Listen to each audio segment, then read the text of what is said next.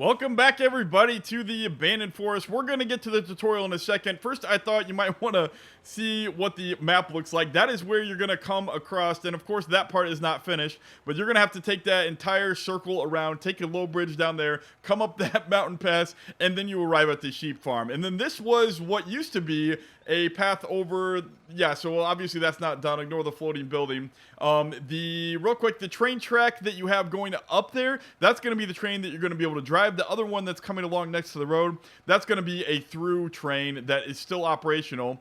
And so there is no grass on the gravel or on the train tracks, unlike the other train that goes by your farm, because it used to kind of be a logging train, and that's going to basically be gone by the time that you take over this farm. And yeah, like I said, so I wanted to only make there to be one pass over here. I'm having a lot of fun with this map, even if it's, I don't know, it's some spots that just, like, that feels like it's, I don't know, a little bit too high of a cliff there, but at some spots it's just slightly unrealistic, but I kind of exaggerated to make it feel a little bit fun. And while we're driving here, I did want to talk, this is why it's important to get into the game, because this path in my head was about 3 times as narrow as what it looked like in Giant's Editor. That it was intended to be a lot more narrow than this, but it is huge, so I need to add some more grass there, or add in some more trees to make it look a little bit narrow.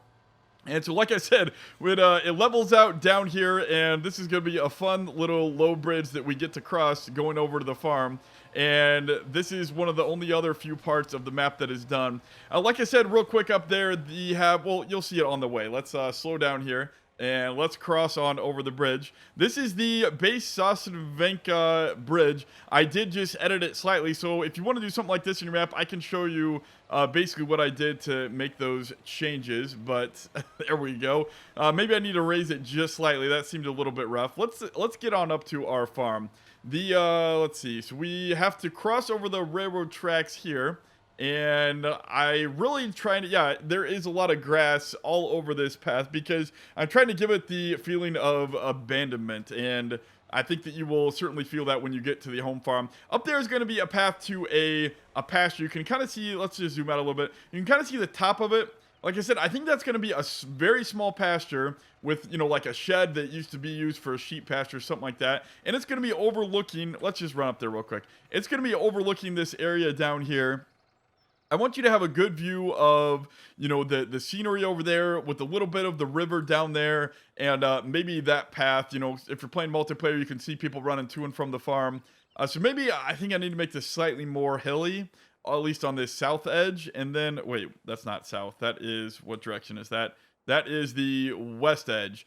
And yeah, I got a little turned around on this map. But yeah, this is going to be a small pasture. And I think for a lot of the fields, I'm thinking about the best way to do it is make the PDA show a field or an open pasture. And then in reality, it's going to be overgrown with smaller trees that you're going to have to clear out yourself if you want to use them as either a proper field or a pasture. And there is a way of doing that where you cannot do multiplayer missions, because otherwise it'll put the texture all intermixed there through the trees. So I'll get to that. That will be the next episode. I'll be doing that a little bit. Ignore the spline script there on the right. I was using that to make the trees, and you can see that I did try to make it a little bit bumpy and feel more abandoned. I think I need to work on that a little bit. This is way too smooth. And we're going to add a little bit more texture in there. Like I said, this is not done, but here we go. We're going to approach the home farm here. It is basically done and tested to be error-free. Yeah, this is way too smooth. So this is something else that I need to change. And I like finishing sections of the map before I move on. And that's, you know, part of the test. And this is also too wide. This needs to be way more narrow. And here we are entering the farm. Over to the left, that's going to be where I'm putting some type of train logging operation that's now shut down. And there is a seed pack from Dorset that, you know, the train used to deliver and update on the farm, but now it's, you know, no longer used. But that's going to be where you're going to be able to refill seeds. Let's head up to the center part. You're kind of got a, well, you can see this in the overlook. This is where you're going to be able to dump grain. But again, it's kind of run down a little bit. The scale still works. That's a miracle. There's going to be the silo pit where you can dump grain. I actually thought about just, you know, those almost look perfect enough I almost thought about just only having those old-fashioned silo pits for this really old farm, but I decided I really, you know, a lot of people like this as well, so I decided to leave in the default silo from Sosvenka. And let's continue around the edge here, and we're gonna go back down where we came up and explore a little bit more of the rest of this farm. Let's look over at the cow pit first. Yeah, so over there you can kind of see it looks pretty abandoned, and we're gonna turn in left in here, and let's try to give you a little bit more of a room. I got a few small trees growing there kind of in the middle of the yard. Lots of grass all over the place. You do have a building for storage, but again, it's going to be run down. And then you have these 3 sheds from Sosvenka as well that are also equally kind of run down. And you're going to have to watch out for trees or clear them yourself because these trees obviously were not here in the yard. But let's go around this way. So you have a silo bunker there. And oh, I do also want to note that I have not added in underbrush or under shrubbery here. We got a little bit more to add. It's going to be a little bit thicker on the base layer. I just wanted to add the big trees in first. And here is the cows. It's going to be the default Sosvenka building. So unfortunately, there's not going to be anything fancy in there. But I like keeping the look of that. And then this is one path that you're going to have to go around to deliver the rest of the what is that? The second feed trough and then water. And I thought I made this bumpy. I think I need to make this a little bit bumpier, but it's not nearly bumpy enough.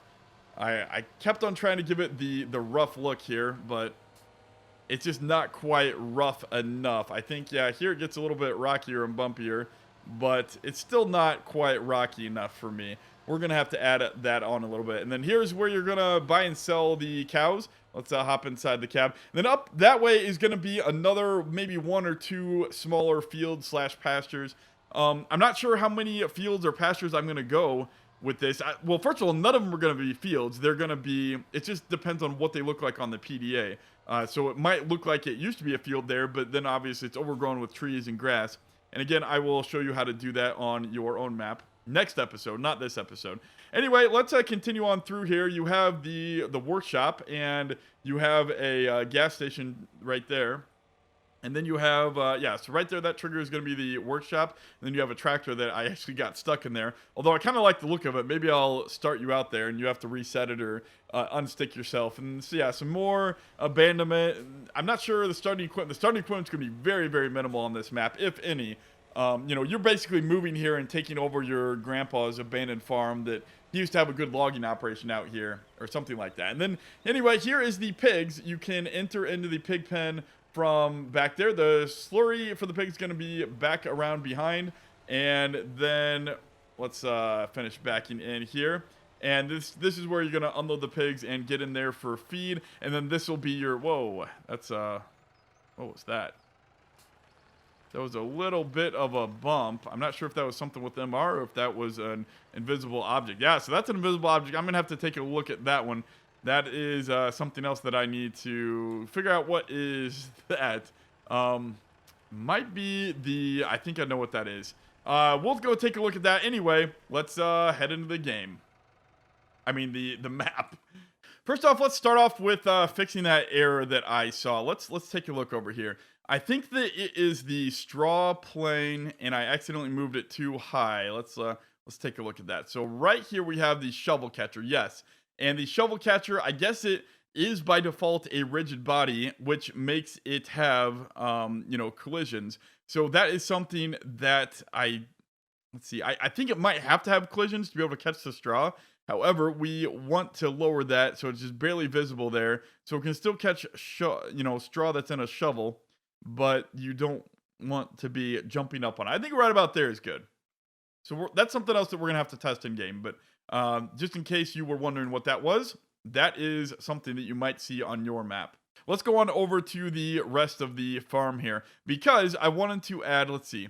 I don't know if I'll have this on my farm or not, so let's add it over here for now. But we're going to import a Fabrikt script, and the Fabrikt script is basically, like I said, it's any other. It's basically like a normal import or export. However, the difference is, okay, so for now we're going to cut, and we're going to paste the entire thing into where we are putting all of our other prefabs right here.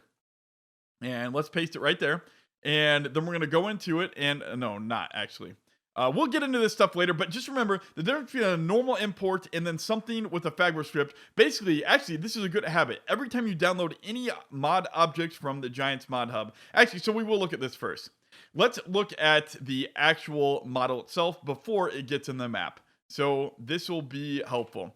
Now, let's look at here. Now, anytime that you have well, okay, let's not look at this first. Let's look at the folder. This will give us hints. If the mod that you download from Mod Hub has anything like a scripts folder or something else in it. For example, you always want to look at these other XML files because they often have helpful things in them to get us started. I'll come back to these later, and I'll come back to this later. But for now, let's look at what the actual Fabrikt script does regarding a mod. Just so that you understand, I've always, I was taught in the Navy, if you understand something, it's easier to remember how it works. So let's just look at a Fabrikt script real quick. You have a input and an output trigger, and inside of those input triggers, you have multiple. So some of these that have multiple inputs, for example, the cow mixing station, they'll have 3 of these, and this is a different language, but within this trigger, it has a trigger and it has displays. So let's look at the actual trigger. And here we go. So this is the name. This is the fill type. This is your trigger index. If you remember indexes, what is index 0? It is index 0. It is right there. So you already start with the 0, 1, 2. So water fill trigger is right there as a 0 index. And then you have the trigger width. So right here, this is the actual trigger where you're going to fill water. And let's look at what this is. So right now, you can look up here. We are inputting fuel under the input trigger. That's what you're doing. And then if you look up here in the next level, so remember, this is what tells you about the individual trigger. If you look up here at this level, the Rostov 1, or whatever the name might be, it shows you the capacity, it shows you the factor. So this is how you multiply, like if you want 2 parts water or 1 part fuel, that's how you kind of change the input mixture for stuff like that. And that's how you get your proper ratios for something like a cow mixer. So anyway, you have the fuel type again, and then name. And I think that is all for that. So the actual mod object itself, this is what, if you look in your log, it will say factory name right there. I believe it's right there, not the actual name there. But it creates, you'll see in the log, if it's working properly, it will create a factory name this. Like you'll see the Fabrikt script run in the log when you first start up the map, and it'll say creating this. It'll actually say that, and then it'll say if there's any errors. So that's partially how you know if it's working right or wrong initially. Here is where you change your product per hour. So if you want something like if this is just a storage tank and you want to input fuel on your farm and then output fuel, so it's just a tank, but you're using the factory script to accomplish that, you would want the product per hour something really, really, really, really, really high because it's instantaneously. The way this thing works is you put in inputs, right? So right now we are putting in fuel, and I don't even know what our output is. Let's look at this. Let's look at our water fill trigger. So it looks like perhaps this might be a water. So this looks like it's just a water pump. You put in fuel, right? It's a generator that generates, so it's like a well, right?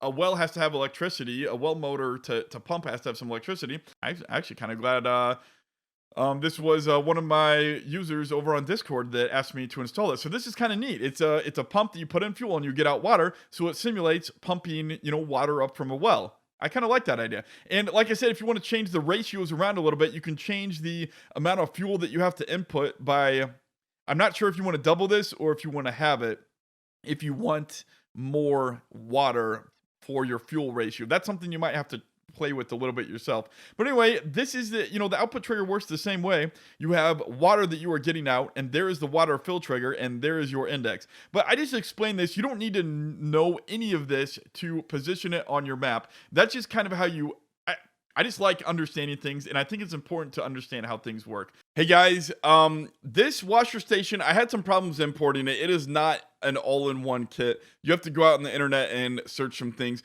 First, I just wanted to put in a disclaimer though. I don't want to lead you astray with the way that I am importing things here. The reason I have separate folders is, for example, stuff like this. These textures are not going to be seen anywhere else on my map. They're unique, and I guess I could, no, I mean, they're not going to be anywhere else, but they're specific to this prefab kit, so I leave them in their own separate folder.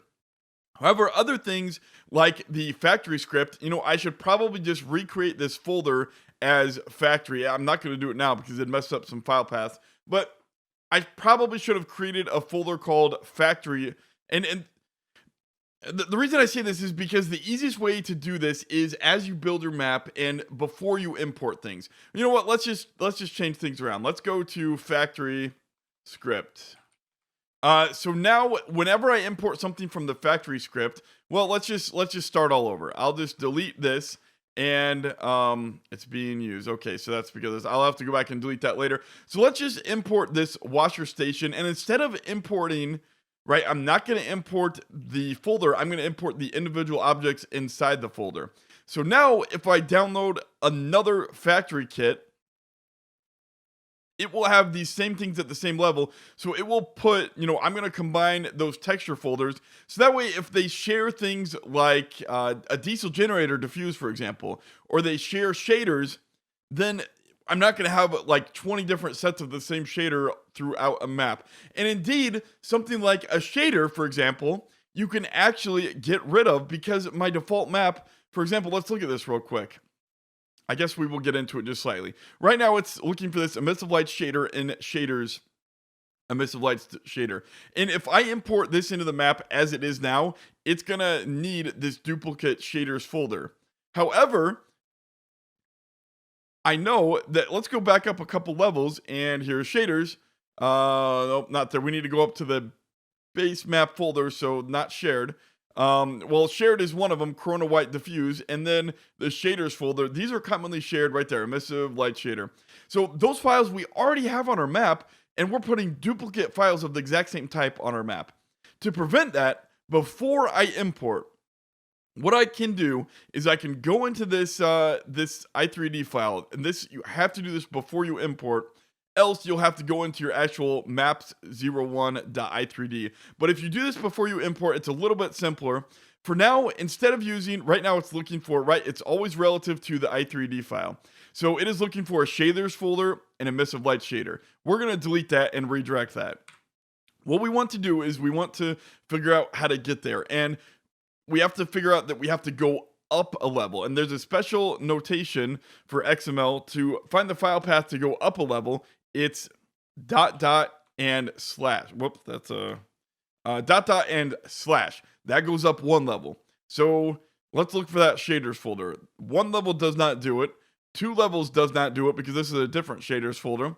And 3 levels. 3 levels is where we need to go. So we need 3 of these. Whoops, did it again.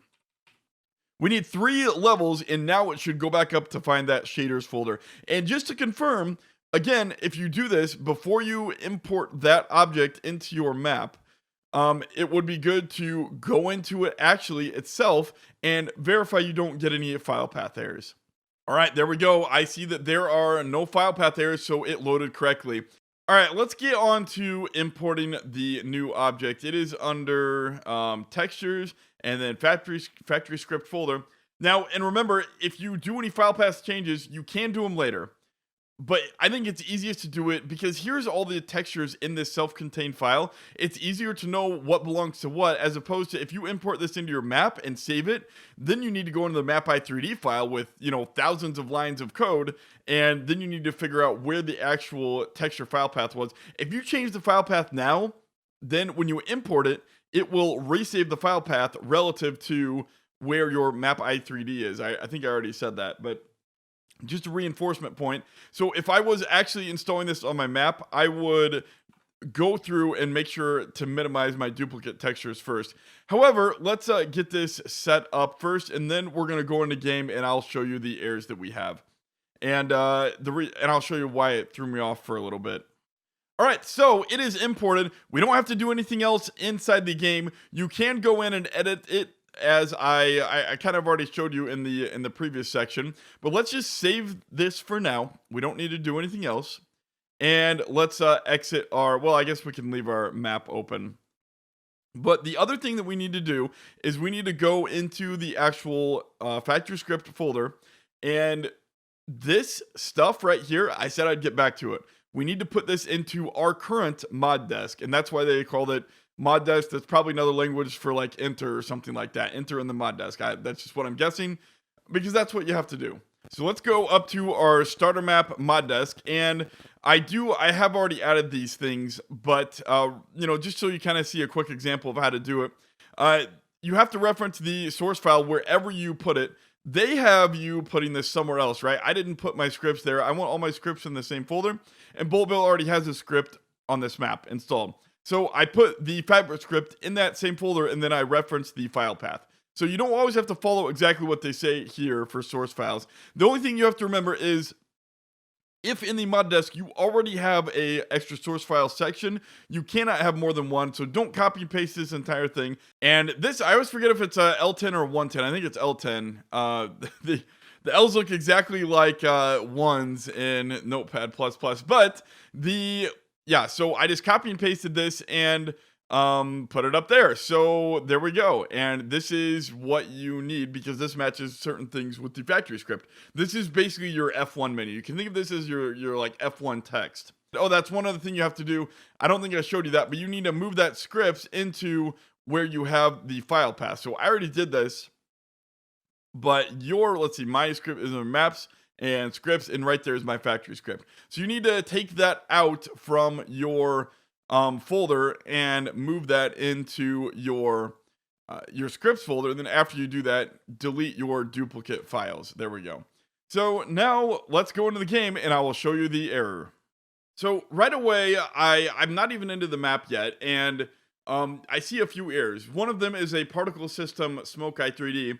But if you look up there under factory script is actually looking for additional triggers script and a liquid trigger script. What threw me off for a while is I could not find an actual liquid trigger script. The best I can understand it, that script is self-contained inside the additional trigger script. So don't let that throw you off. If you see this error, it is just because you are missing those scripts. So we're not even going to go into the map. Let's just queue there out of the console. And so we need to find those files. Well, so let's go straight to the source here. This is the original factory script with all of the updates for the factory script. And this is something that you can make sure that you have the most recent version for on your map. And also we need this. This is what we need, the additional triggers script. Let's grab the most recent version of both of those. And we're going to go into our map. And where is our map? So we have mods. I should really have a shortcut for my starter map, but let's go into maps and scripts, and let's copy and overwrite both of those. So we're going to replace the factory script.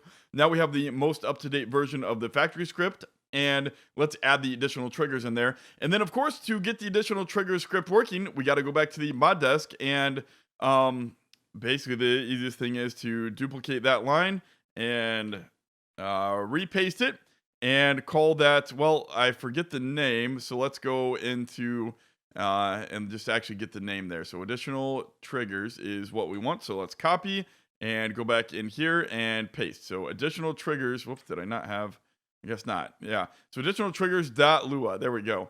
And let's save, and now let's go back into the game and test things out to see what happened. Testing this out. I guess the first thing we should have done is made sure that our errors went away. Oh, we forgot to replace the, okay. Well, so this is what you want to look at. You see where it says Fabrikt script on create load washer station. So that is what we want to look for, and we want to make sure that those additional triggers are found, and there's no error saying that it cannot load those additional triggers. And that's what took me forever. I spent forever finding out that there is not an individual liquid trigger script. It is contained inside that factory, the additional triggers script. Okay, here we go. So we have diesel, and we can start filling the diesel. There we go. So now we have diesel. Oh man, brake is so weird. Let's go over and grab our little trailer here. Yeah, it looks like there is not any water yet. Let's go look at this trigger. It'll take a little while to update. Right there, yeah. So it's error fuel Lear. What does that mean? I'm not sure what that means. It is running, And so if you look, so we have a call stack error, probably because we don't have that particle script. It's looking for that particle script and we don't have it. So that is likely the problem there. We should go in and check later. And there we go. Now we have our thing working. It has fuel being input and we should be able to grab water. And there we go. Our diesel generator, it is a little bit of overkill, I think, to have diesel generator for a well pump. All you need is a little electric motor. But, you know, out in the middle of nowhere, you might need a diesel generator to run things. And so that's kind of what you need. So that basically concludes this tutorial. Let's go back, well, this section of the tutorial. Let's go back and get out of here. And well, you know what? I should have saved that, so I would have kept everything set up for testing the particle system. All right, to finish things up, let's look at fixing that particle script error. The very first thing we need to do is go into our log here and verify what it is actually missing. So it is looking for error right here. So it is looking for particle script smoke i3D, or particle systems, not particle script. So it's looking for this folder under starter map. To make things easy, let's just create a folder here. Right, yeah, it's at this level. So let's do new folder, and let's call it PS. Just to make things easy, we could go in and rename the file path, but let's just do that. And then the easiest thing that I have found is to go in and, let's see, where was I? Right here. Go into a map that already has the factory script on several items and look under their maps right here, the same folder, PS, and we are looking for smoke, and be sure to grab the shapes file as well. And then drag and drop those on over. But before you do that, it's good to look at what the heck this smoke file is looking for. So it's looking for a particle system shader and a smoke particle.dds. Okay, this is not actually something you want to do, because you will render your original file worthless. So let's copy and paste instead of drag and drop. Let's grab that smoke file .dds and paste it over here. And remember, it doesn't have any subfolders, just like they are all out in the open here. It is looking for them at this base level. And so let's do particle system shader.xml, particle system shader.xml right here. And now this is, again, you know, we might already have this shader in the map somewhere. I'm just doing it here based on the file path, original file path. I'm not going to change it. But if this was my real map, I would take the time to make sure that all my shaders are in one folder, so that I only have one, you know, I only have one shader of the same type on my map. All right, let's dump this out and check our log for errors. So far, we don't have that repeating call stack error. Like I said, I think it was because it couldn't find the particle script for animation. We're going to have to actually wait till things catch up. It starts in a little bit. We'll just have to wait until the generator starts running and pumping water. So there we go. So look at that. We don't have an error, and we should have smoke if we look, and that is what that particle script does. There we go. So now we have this mod up and working and pumping water from our well. That should cover pretty much everything about the, well, not everything. That's a basic intro to the Fabrikt script, or the factory script, and how you can get it set up on your map. Just remember to think about, if you're new, I didn't go into it all the way, but think about where you put things when you import them. Again, a lot of the reason I have different folders are because the only time I'm using these textures are in this folder. However, with the factory script, you see a lot of the same textures reused. I would put one folder for all your factory script items and then merge them together as you go, and rename the file path. And this is really good to do with any mod that you download, actually.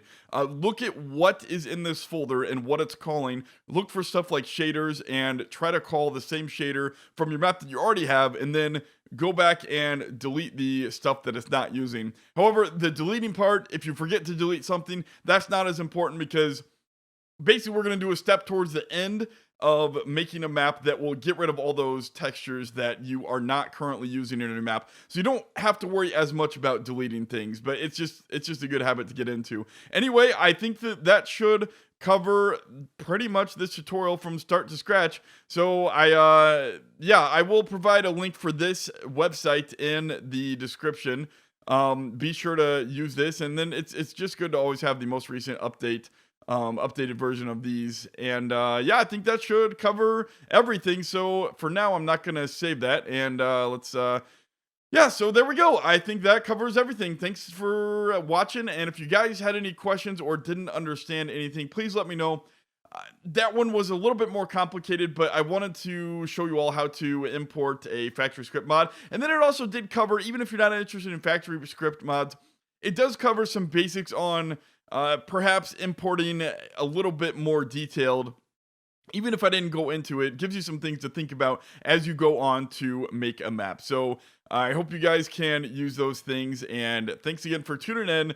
And stay tuned for next time. I will have fields. I've said it like 3 or 4 times now, but I am to the point now where I'm gonna make some fields at the next tutorial. So look for that in the future. Thanks for watching, guys. Have a great day.